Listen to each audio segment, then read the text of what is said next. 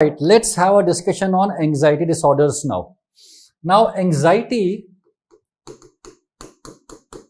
is a common emotion. All of us have experienced anxiety once in a while. When we talk about anxiety, we talk about two things. First of all, we talk about certain physiological symptoms. What are the physiological symptoms of anxiety?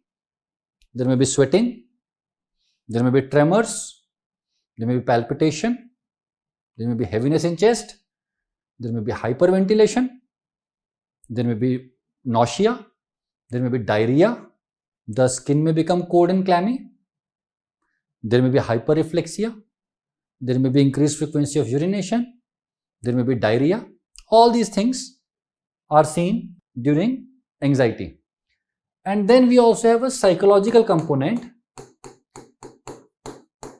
How does a person feel when he or she is anxious?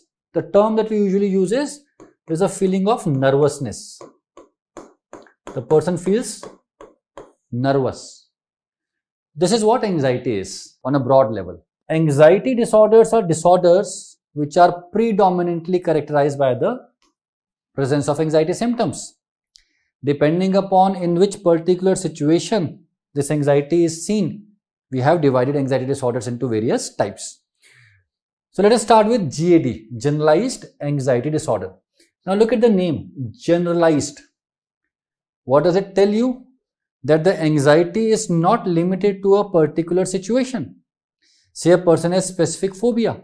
Say a person has acrophobia, fear of heights. This person is anxious only when he is either at heights or is asked to go to height. Otherwise, he is not having anxiety. Whereas in generalized anxiety disorder, the anxiety is not limited to a particular scenario. It is generalized. Sometimes we use the term free-floating anxiety. The person is always anxious. The person is always anxious. When we talk about the phenomenology of GAD, we say there are two main symptoms. The first is the worries which are excessive and uncontrollable, and then we talk about the physiological symptoms of anxiety. So the first one is excessive and uncontrollable worry and anxiety. What exactly is worry? Worry is preoccupation with a future negative event. Something wrong is likely to happen. In worry, the thoughts are all about something wrong is about to happen, and these thoughts are about various domains of life. For example, the person may have a negative thought regarding, say, work or education. Say the person is in a job. The person gets a thought that today my boss did not look happy with me, and what if he scolds me tomorrow in front of everyone? What if he fires me?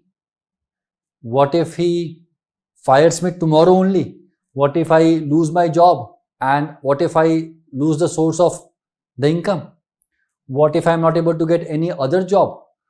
What will happen to my kids? How will I support them financially? Right? Negative thoughts about future or education. The exams are coming. What if I do not perform well? What if I fail in a particular subject? What if I fail in all the subjects? What if I am thrown out of the college? What will happen to my career? How will I make any kind of money? The worries may be about the health of self. What if I become ill tomorrow? What if I develop some serious kind of illness? Who will take care of the family? Who will take care of my kids? Who will take care of my spouse? Or about the children? The kids are going out to play. They are in the park. What if somebody kidnaps them? What if they injure themselves badly? What if they get run over by a vehicle? What if they get into company of bad people? What if they are abused? It could be about finances. What if the economy becomes bad tomorrow? What if I lose my job? What if the bank takes away the house from me? What if the vehicle is taken away from me? About parents. The parents are getting old. What if they develop some severe illness? Who will take care of them? How will I manage the parents as well as my own family? How will I manage the work as well as the medical problems of the parents?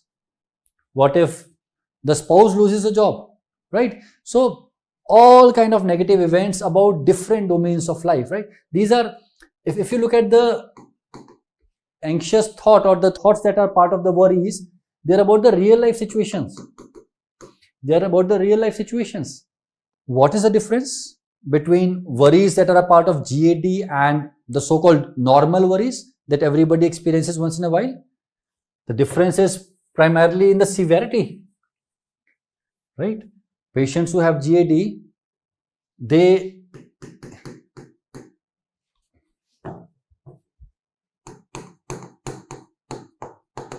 are more likely to see threat in the day-to-day situation. Every small situation, every mundane situation may trigger these worries. So the extent, the things that make them anxious, the things that make them worry is much more than the worry that a normal individual experiences once in a while. Not only that, not only they see more threat, they also believe that, they also exaggerate the severity of the threat. They also exaggerate the severity of the threat. For example, if a superior in the office looked unhappy with their work, they would not only think that he did not like my work, they may think that he is now about to fire me. So not only they see more threat, but the threat is more exaggerated, and they also underestimate their own coping skills. They underestimate their own coping skills. For example, the boss looked angry, the boss is likely to fire me, and if he fires me, I would never get any other job. So own coping skills are significantly underestimated. So this is what happens in worries, excessive worries and uncontrollable. If you talk to the patients, often they say that they feel that their mind just does not stop. They say that mind keeps on thinking about something or other, it just does not stop. When they say this, they're basically telling you that the worries are incessant.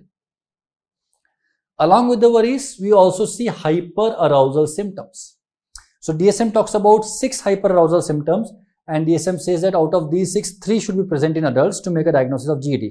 What are these symptoms? First is, of course, restlessness. The person says that I always feel on the edge.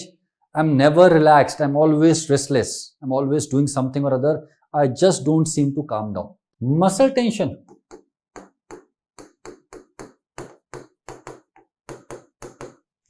The muscles appear tense. They may say that the jaw appears to be very tight, very tense.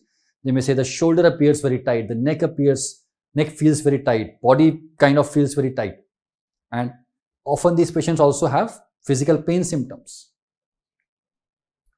Insomnia.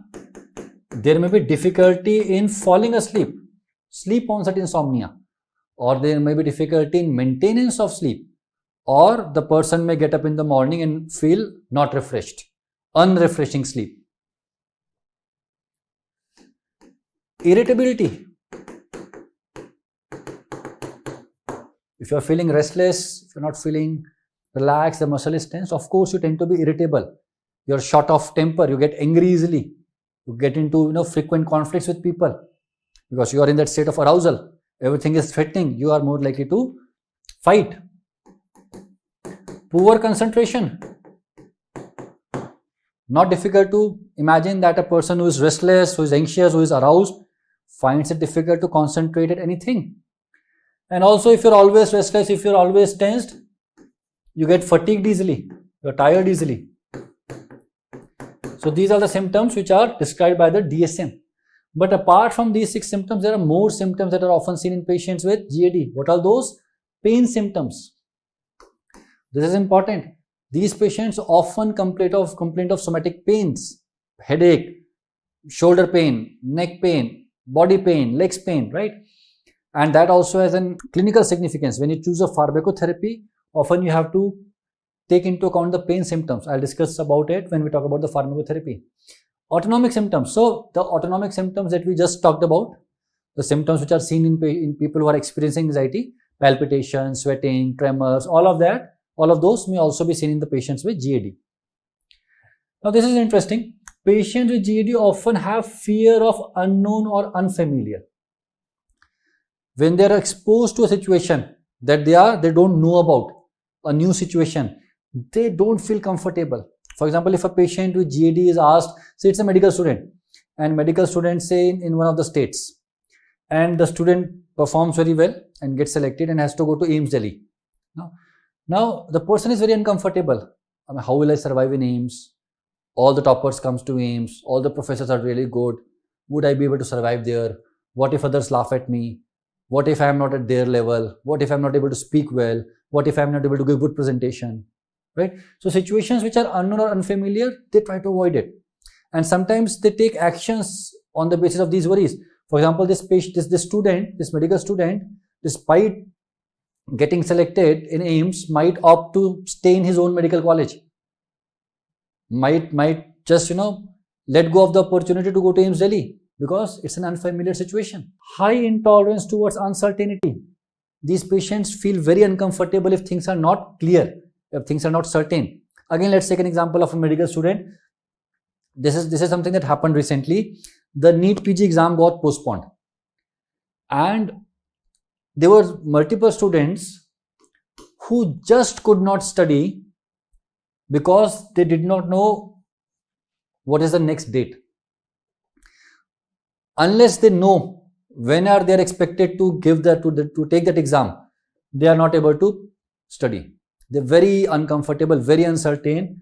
This is what is the meaning of high intolerance towards uncertainty. It is also seen that patients with GAD are often not even aware of their emotions, and if they are aware, they are not able to accept it. So underlying anxiety, underlying emotions of anxiety which are there, which are painful, they are regulated by dysfunctional ways. One of the ways is reassurance seeking.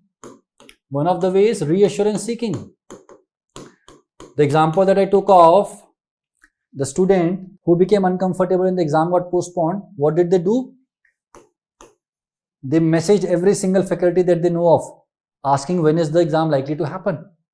They would go on social media and would try to find out some clues, some evidence, some information about when the exam is about to happen.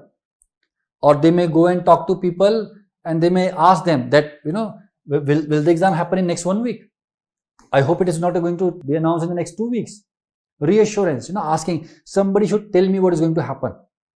Somebody should reassure me that you study, it would be at least 1 month away from today's date.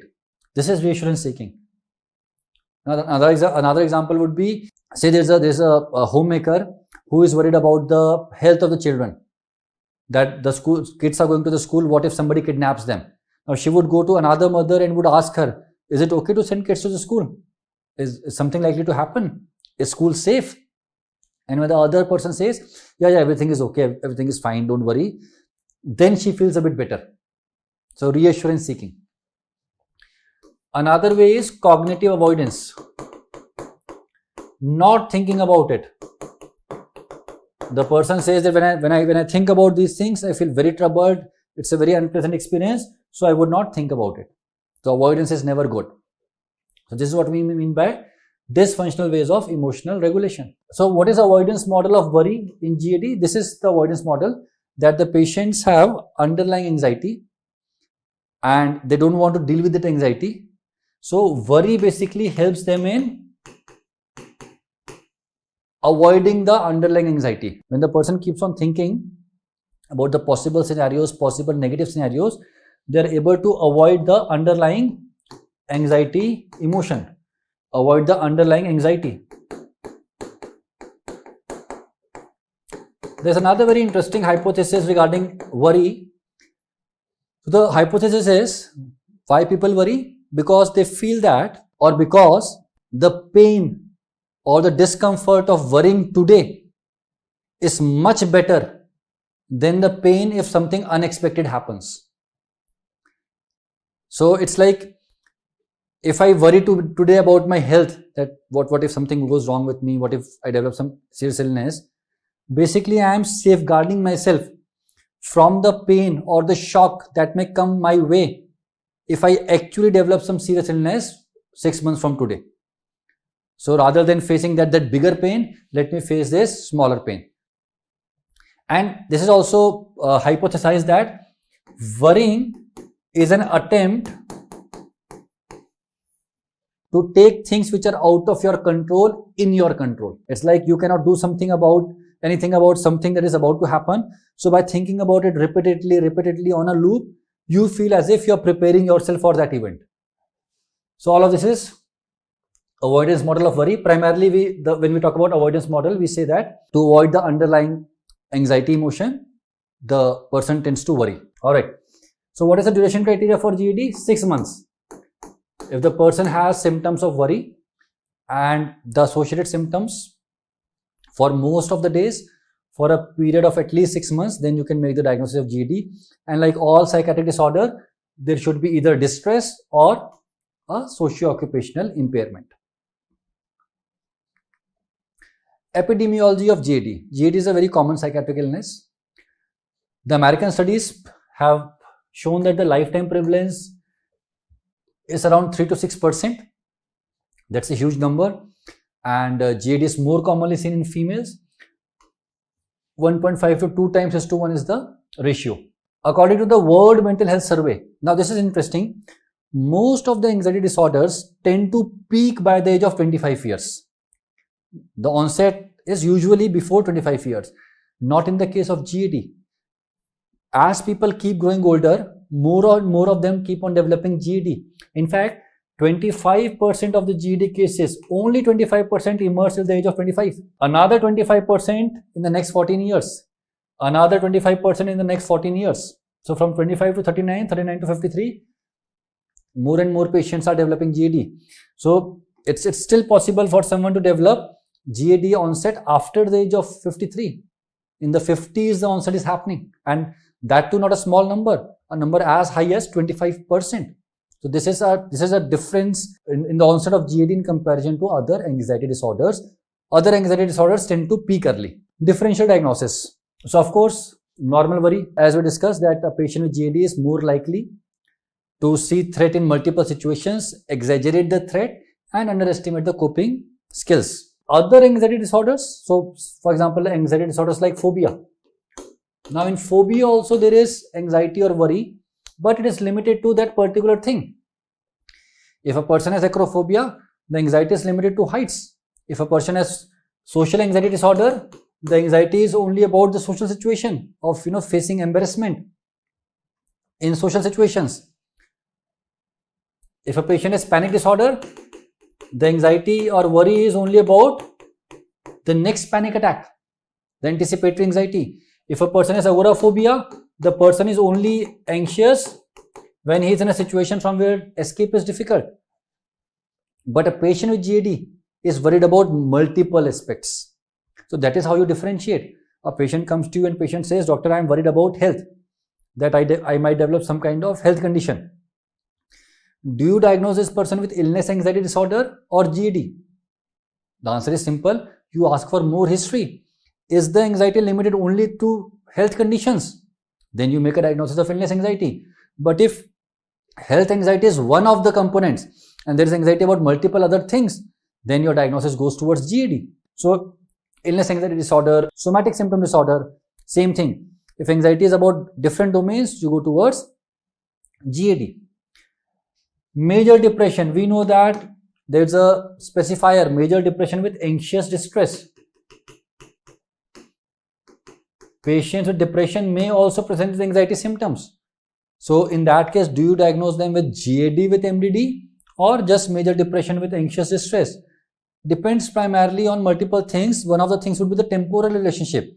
If the onset of symptoms was with depressive symptom and then the person developed anxiety symptom, or they were developed simultaneously and the depression predominates the clinical picture, then probably you will go with major depression with anxious distress. But if you find history that the patient has been anxious for say 3 years, for 6 months the depressive symptoms have also developed and they are clinical, in that case you make a diagnosis of GAD with MDD. Similarly, other disorders like say separation anxiety disorder. If the anxiety is only At the time of separation with the important figures in life, you make the diagnosis of SAD. If the anxiety again is involving all the domains of life, you go with GAD. This is pretty straightforward. Comorbidity is a rule, right? 80 to 90% of patients do have another psychiatric illness. Almost 60% of them have depression, depressive disorder. Apart from depression, other anxiety disorders like phobias, like panic disorder, like agoraphobia, like social anxiety disorders, they are also often seen in patients who have GAD. Substance use disorder, another comorbidity. Now, interesting is substance use disorder because many times you will see a person who has GAD who consumes alcohol or consumes cannabis and realizes that alcohol or cannabis calms him down, and then that acts as a reinforcement, and before the person realizes, there's development of substance use disorder. Not only psychiatric disorders, medical disorders are also often comorbid. First of all, these patients may often have somatic complaints. They often get the diagnosis like fibromyalgia. The orthopedician may diagnose them with fibromyalgia or IBS, or they may have comorbid diabetes or hypertension or obesity. So somatic complaints and medical disorders are often comorbid with GAD. Now the course of GAD is waxing and waning. The symptoms tend to increase, then there may be a period in which the person has no symptoms, then there may be increase in symptoms, right? So they tend to be waxing and waning, and there are recurrent episodes. In some people, the episodes are of lesser duration, in some the episodes are of longer duration, but recurrence is quite common, right? There will be multiple episodes. If you look at the first episode and if you look at the last episode, and if you see that out of the entire period, for how much time the person was symptomatic, that comes out to be around 50 to 60%, which means that these patients are for more than half of the time symptomatic. So evaluation, you have got multiple tools. You can use certain general tools for anxiety, like your Beck's anxiety inventory.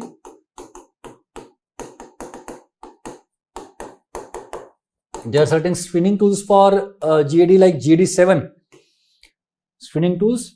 And then if you want to use more structured tools, you can go for standardized interviews or structured interviews. So you have CD, which is not only for GAD but for other psychiatric disorders also.